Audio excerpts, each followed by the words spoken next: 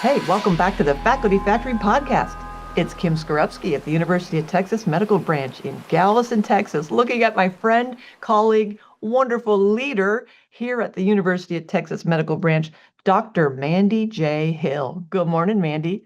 Good morning, Kim, and thank you for having me on your Faculty Factory podcast. So thrilled that you're here. I've been begging Dr. Hill to be on the podcast. She is so brilliant. You'll see why soon. Let me tell you a little bit about Dr. Hill. She is professor and chair of the Department of Population Health and Health Disparities, the Centennial Chair in Preventive Medicine and Community Health in the School of Public and Population Health here at UTMB. Dr. Hill joined us in December of 2024 and dove right in as a inaugural leader of a new department, built things up, really has brought the department to new places and spaces, working hand in glove with our wonderful Dean Kristen Peak, has won the admiration and respect of her faculty and students and staff. And Dr. Hill has a great topic. She's raised this in our executive leadership series. She's so in tune with challenges of leaders. And so I invited her to be in the podcast to talk about something that we really haven't talked too much about on the podcast, or not really directly. And that is something that she's calling the toxicity of overperforming. Wow, big, heavy topic, Mandy. Tell us about the toxicity of overperforming. Yes, as academicians, and you know this very well, Dr. Skorupski, um, oftentimes we carry a huge load. We work in a lot of spaces, be it teaching, research. Oftentimes we are responsible for funding a large part, if not nearly all of our salaries. We do a lot of service on committees, working with students, dissertation, master's thesis committees, working on committees locally, regionally, nationally. Some of us write books, writing papers, working on teams. So we do a lot of outpouring. One of the things people like about being a faculty member is that it's flexible. We may not work traditional hours, but we also are not an 8-hour job. Many of us work 7 days a week, most often 12-hour days, and it may be dispersed. You know, you may work at nighttime. You may be an early riser, 3 in the morning. You know, this is when it's quiet, so I can do my grant writing or paper writing. However, over the breadth of your career as an academician, oftentimes overperforming is normalized, whereby during faculty evaluations with your chair, with metrics, most people want exceeds expectations. People don't necessarily want to just meet expectations. And so overperforming becomes normalized. You know, I had 10 publications this year. Well, the goal next year should be 15, maybe 15 first authored and 3 senior authored or something like that. It's always more and more and more. So when that becomes the norm, you can create a toxic condition. Mandy, this is really important, and you really have hit the nail on the head, because I see this in coaching faculty all the time. You're exactly right. It's this social comparison. Part of it is the root of all evil, comparing our innards to other people's outards, and thinking that we are somehow incompetent or not as good as. So, I'm never going to get hundreds of publications like Dr. Hill has. I'm never going to get all the grant funding that Dr. Hill has. I'm never going to get the student evaluations that Dr. Hill has. So therefore, I'm not good. We do this social comparisons thing, which puts this layer of guilt on us.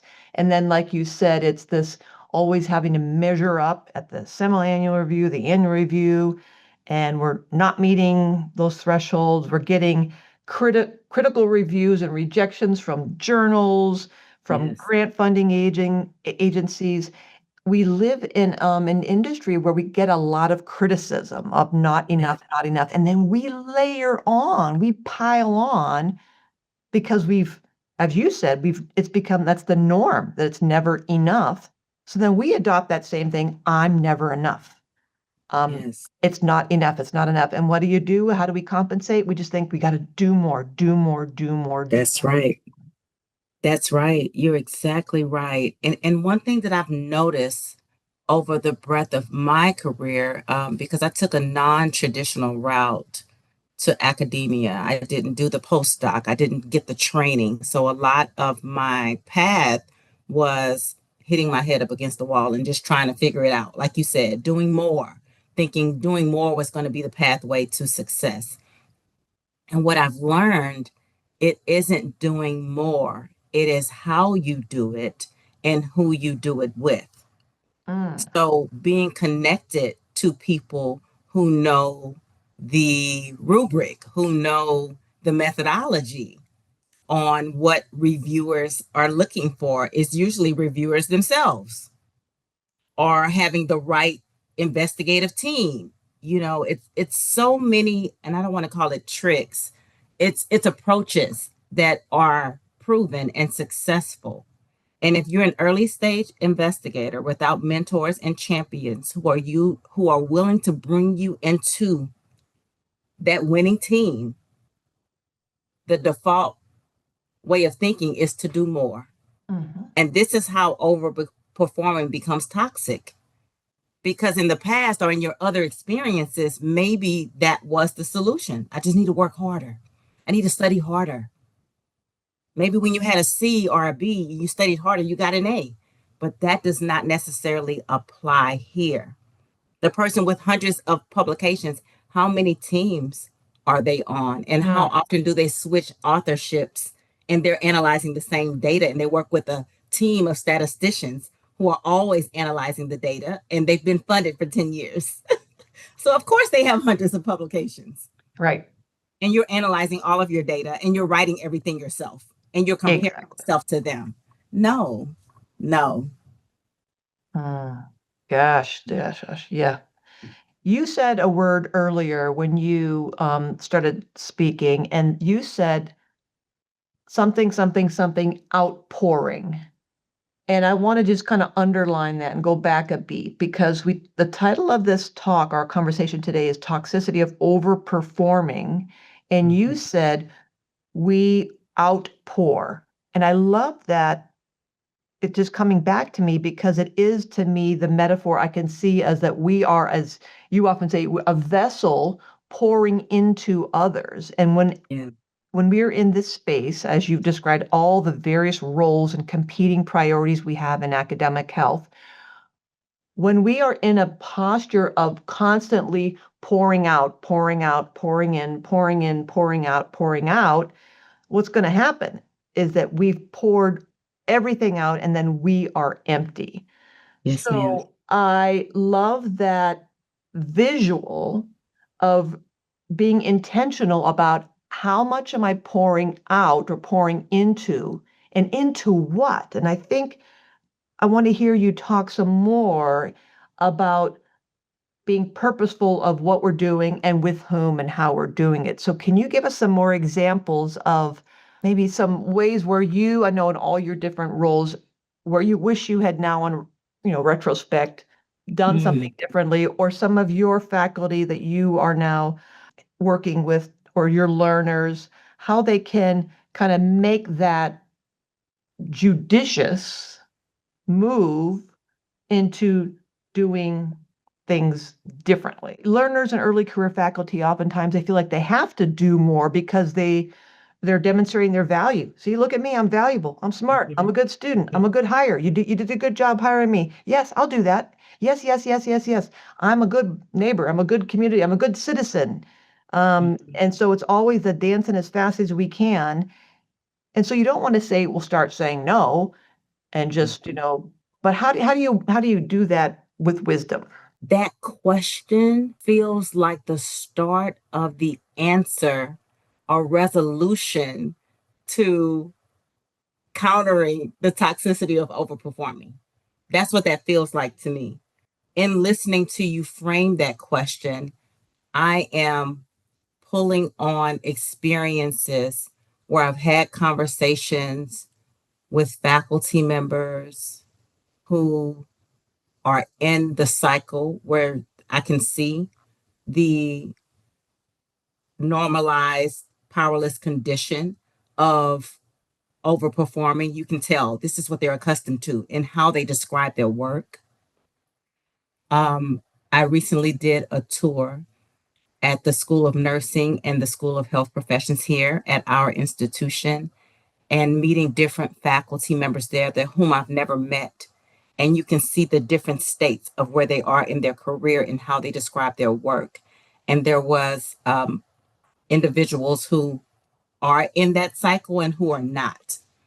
And I think individuals who are at the early stage where you see that being normalized, as someone who has experienced that in my career, I am protective of that, and I am intentional of wanting to help resolve that. And so there was an individual where I can see just in the energy, wanting to do.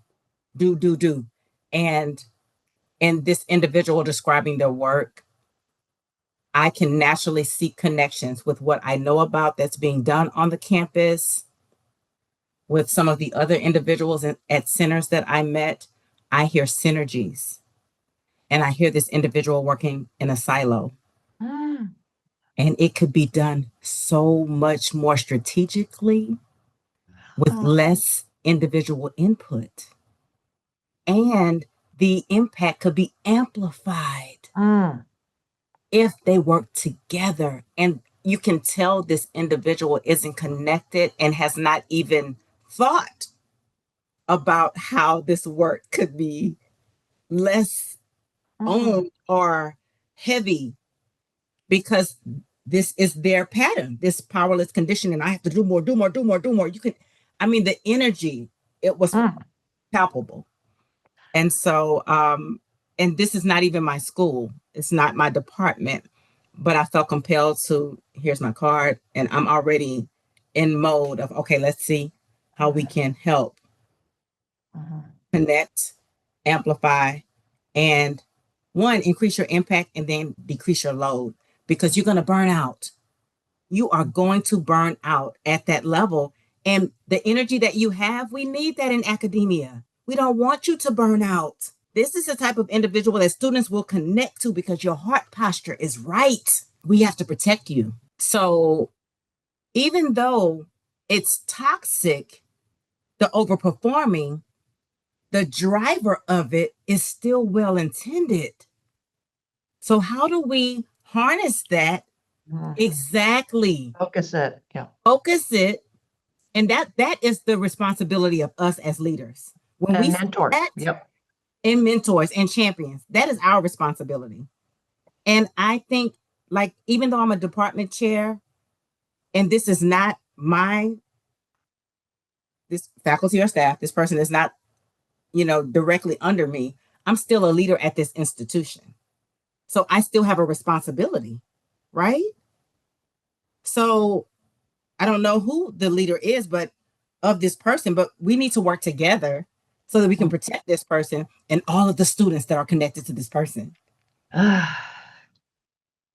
That this is so fundamental, and where do you think this comes from? What are we doing in academia that is making or contributing to many of us feeling like we can't ask for help, or we are obligated to put a flag in the sand and say, this is my area. I was trained to do this, and by gosh and by golly, I'm going to do it on my own. Sit there and watch me. Where did that sensibility come from, that uber independence? Like if I look for collaborators, it's almost like I'm being lazy. It's I'm not carrying my fair share. Isn't that what we hired you to do? You're the expert. This is your area. Why do you need other people? Um, how do you think this sensibility comes about, and why aren't we more aware of it as leaders, as mentors, those of us who've been there going, yeah, my gosh, once I opened up my frame of reference, I became so much more productive, so much more creative, so much more innovative. My life became much more happy, I had much more joy. Why is this persisting? This notion of, uh, I'm on my own out here, man. I'm all alone. Nobody gets me. I'm unique. I'm different.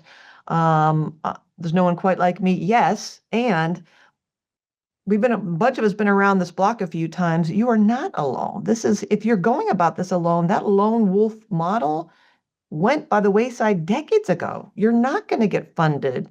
Unlikely to get funded if you're by yourself or writing papers solo. That doesn't happen as much anymore. What are your thoughts on that, Mandy?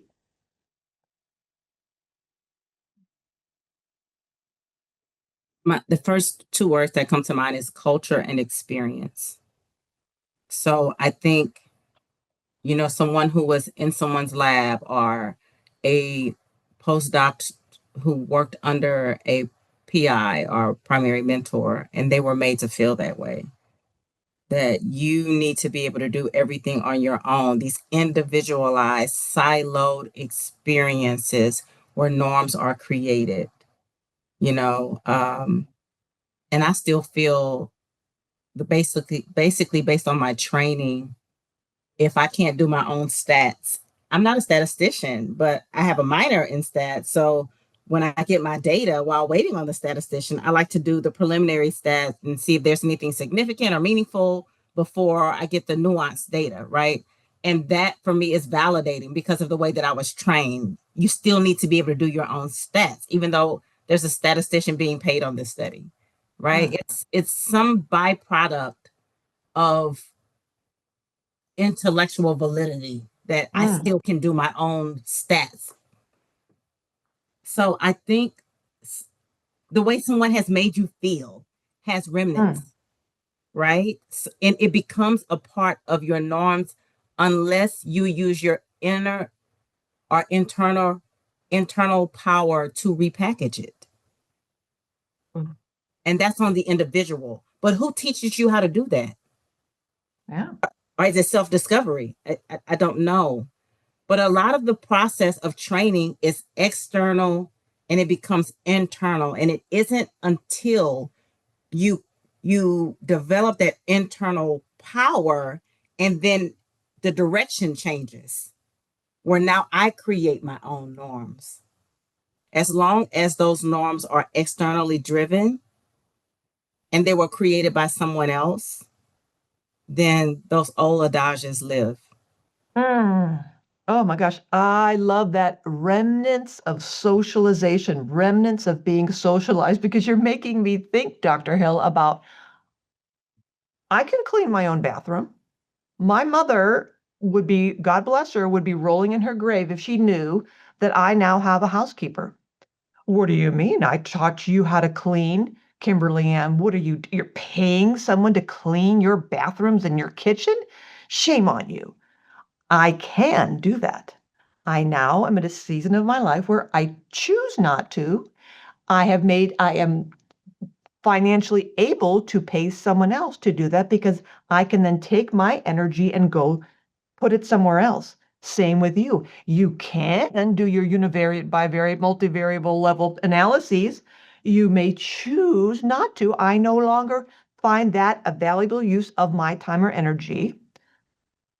So we can recognize that, yes, I was socialized that way. I was taught that way. It's a remnant that it's interesting that I feel a sense of guilt when someone's coming in to clean my house or when someone's noodling around in my data set. But then part of me also wants to flip over because, Mandy, when I was back at Hopkins, I remember one of the faculty member in our women's leadership group was just like, well, in addition to have someone clean your house, you need to get on these clothing app thing programs where they'll mail you your clothes and you get a capsule wardrobe and they just send you monthly clothes. You don't have to go shopping and that your groceries get delivered to your house. And then I remember going, yeah, but I like grocery shopping. And people looked at me like I was in a unicorn and had a third eye. Like, what? I'm like, it's something about being in a grocery store early in the morning when nobody's there. I like that. I'm not going to give that up. That is Yeah. something that is kind of, I enjoy that. So like you, I enjoy mucking around in my data. That makes me feel good. So just the intentionality of what I choose, what are my values? What norms am I creating? What is something that is inviolable, sacred to me? And then having the awareness of, and where might that be hurting me? And I'm thinking of another metaphor of a little child holding onto a knife in his little hand. And the mother says, honey, give me that knife. And the little boy says, no, no, no, no, no. And he's holding that knife really tightly in his hand. The mother is not going to go and yank that knife out of the son's hand because he's holding it and he could be injured. So she has to teach him to let it go, to open up your hand, to let it go, let it go. And that letting go of something that may be hurting us. So I'm kind of going on both sides, because as usual, the way you get me to think, but I don't know. I'll stop talking there. I want to hear from you. No, I think that was really interesting, like how speaking of those things help you to see the parallel between how you were socialized versus how you now choose to socialize. And you have this comparison and contrast because you've built your internal power. So you have this clear externally driven socialization and this clear internally driven socialization. And I wonder how common that is. I don't think it's that common. I really don't. And so when I think about this toxicity of overperforming and this normalized powerless condition and how that can blur the creation of boundaries for individuals because that external is so powerful and it's so strong and people want to please and they want to feel like they're doing a good job. And on the other hand, they want to keep their jobs. Mhm, mhm. Key to having the basic needs: shelter, water, food, feeding their families. So I need to compromise my boundaries to meet the deliverables of overperforming. So when this becomes normalized, and now where are your boundaries with self governance? They've been overridden by this external entity. Mm. How does that allow you to have the freedom to be self aware and direct your own thoughts and visions and be creative and be innovative and do all the things to be successful in your performance? So you see this trickle down effect that over time weakens self direction, weakens personal power, weakens access to being a transformational leader like you are, Kim.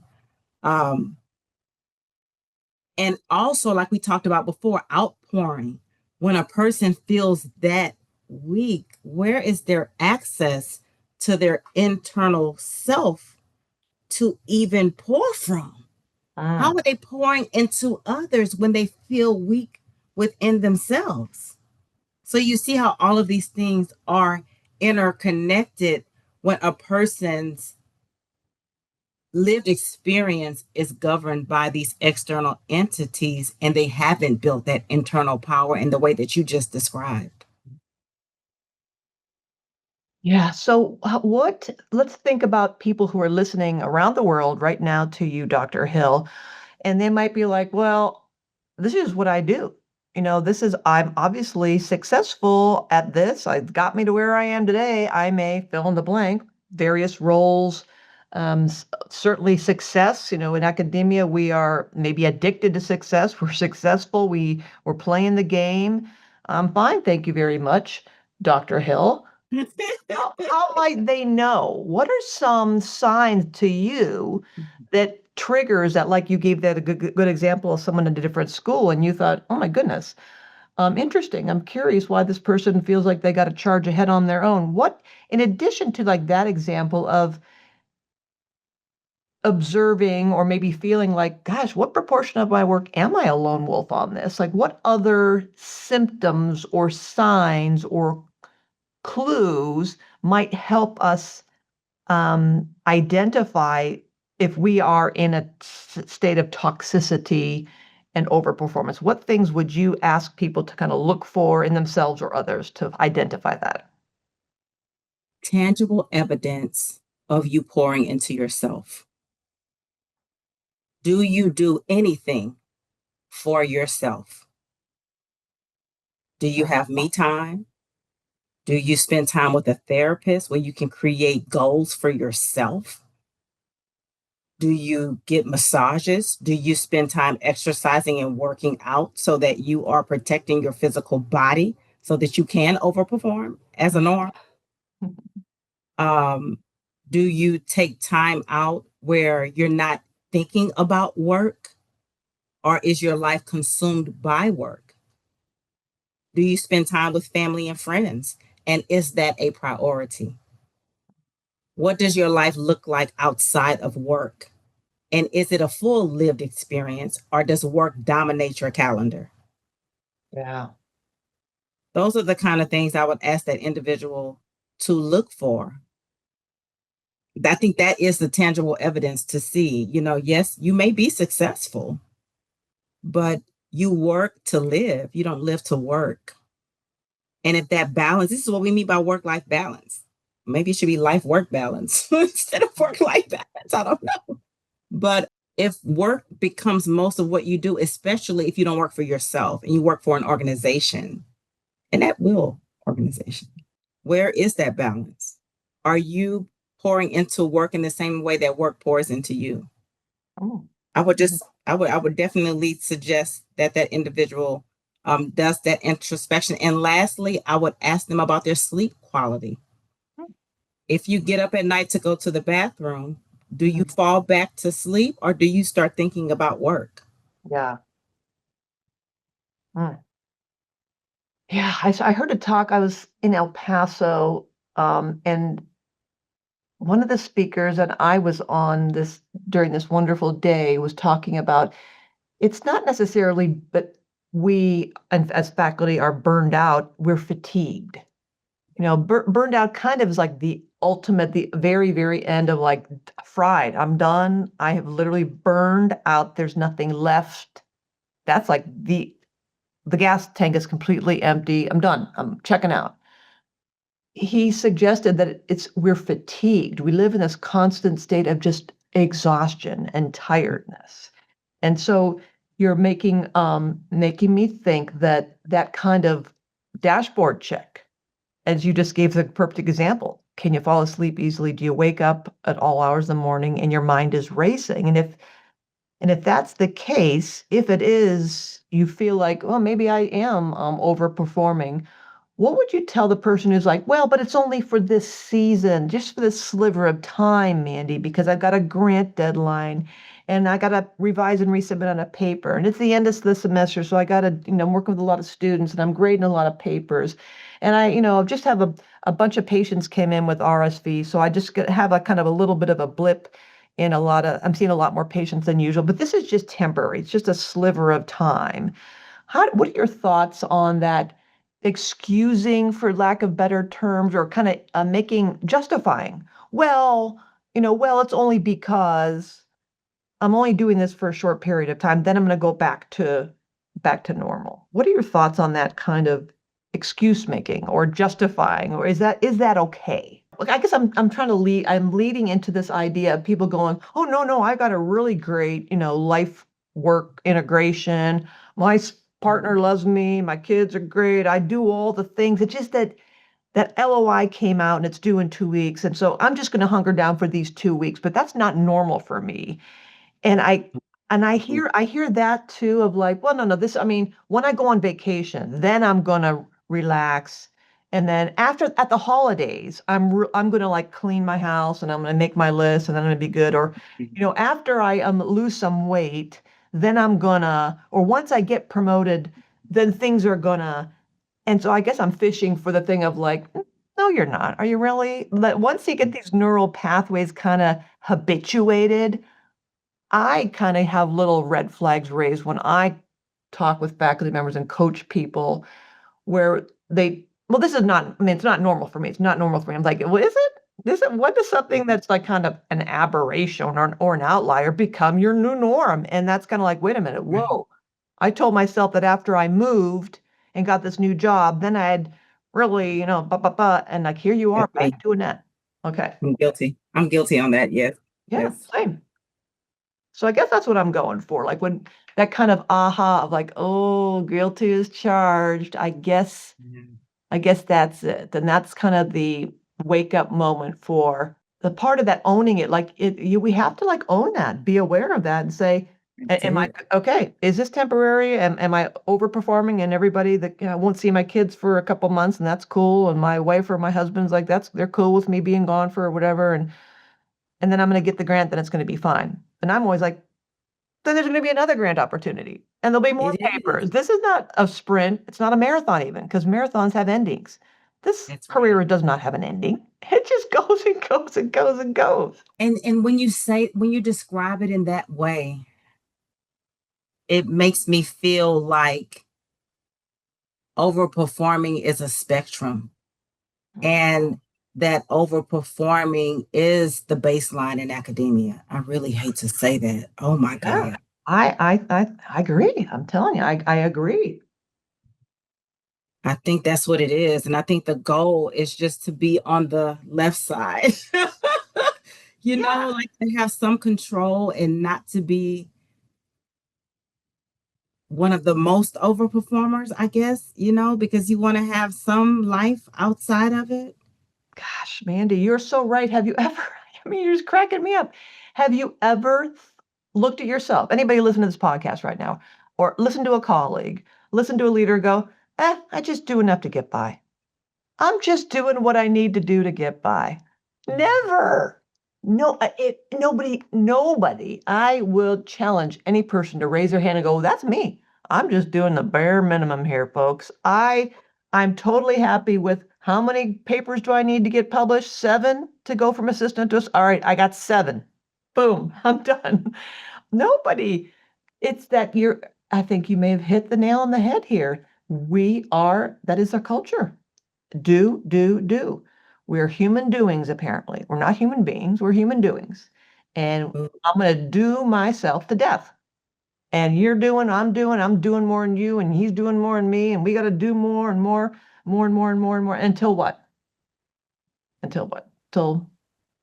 Until we are 6 feet under? All right, okay. So what do we do? Back to my saying we shouldn't be doing human doings. We're human beings. Just be, just be. How do we circumvent this culture in which we work and our own remnants of being socialized? How do you coach and advise people, and how do you stand up against that toxic nature that we all have? I think it's what we talked about, what you're doing. It's the external versus the internal. And the more you invest in the internal part and feel like you have some autonomy and self-control over your life, it feels differently. It doesn't feel oppressive as in when someone else is directing it for you. And I feel like that's where you feel some self-control. Sometimes you do have to say no, even as leaders, like, okay, I just signed up for 3 committees. I can't do a 4th. This is enough service. And making that decision within yourself. For those of us who are tenured, full professors, we're not going up. But we still sign up for committees. We're still doing a lot as though we are going up. Why? Because it's our conditioning, but we have to choose, hey, this is enough. And I think that's where we have some power and we have to exercise it. Mhm. And I'll give an example. Yesterday, I was technically on PTO. Technically. And technically on PTO. And by 10 o'clock, I had taken two work calls. And then, of course, I did the Blue Zones event last night, so technically that was a PTO day. And, all PTO days don't look like that, but yesterday did. I felt like each of those things were necessary yesterday. That's the cost of being a leader. Mhm, And sometimes the cost is the cost. mhm. It's just how it is. Other times it's elective. Like, okay, I probably shouldn't have done that. And so then you make different decisions next time. And you have to Mhm. give yourself grace as well. When you see that something was too high of a cost to you, the responsibility and onus is on you to make different decisions. We're not victims in this life. And so the outcomes of our decisions are ours to own. Wow. Powerful stuff. That is great advice for a leader to manage his self and learning ourselves to manage ourselves. What about modeling that and socializing the next generation to do that safely and to not be afraid of negative repercussions of, well, Dr. Skrupski told me and Dr. Hill told me to say no, and then I didn't get promoted, or then I got blackballed by so and so, or people think now I'm not a good, you know, member in my division because I said no to join that committee. How do we give concrete, help and advice and mentorship, coaching, sponsorship to our learners and colleagues coming up behind us in the ranks? How do we advise them to not make the same mistakes we've made? I think the problem is different. I don't Yeah. think that is a problem that we have. I think that the young people coming behind us are witnessing this toxicity of overperforming and they're not choosing academia. Oh, ouch. I Ah, think they're saying, oh no, I see how you work. I don't want that. So, how do we engage them so that there is a pipeline when oh, this is the culture? all the more important that we have to model this, that we can't be running around like our heads are on fire all the time and stressed out, nervous, anxious. We have to model this non-anxious presence of, as you point out, self-determination theory, autonomy. I can choose, and there Yes. are consequences. So helping, coaching people to I don't know your situation. I don't know your circumstance. I don't know your school, your division, your department. I don't know what your competing priorities and goals are. Let's think together.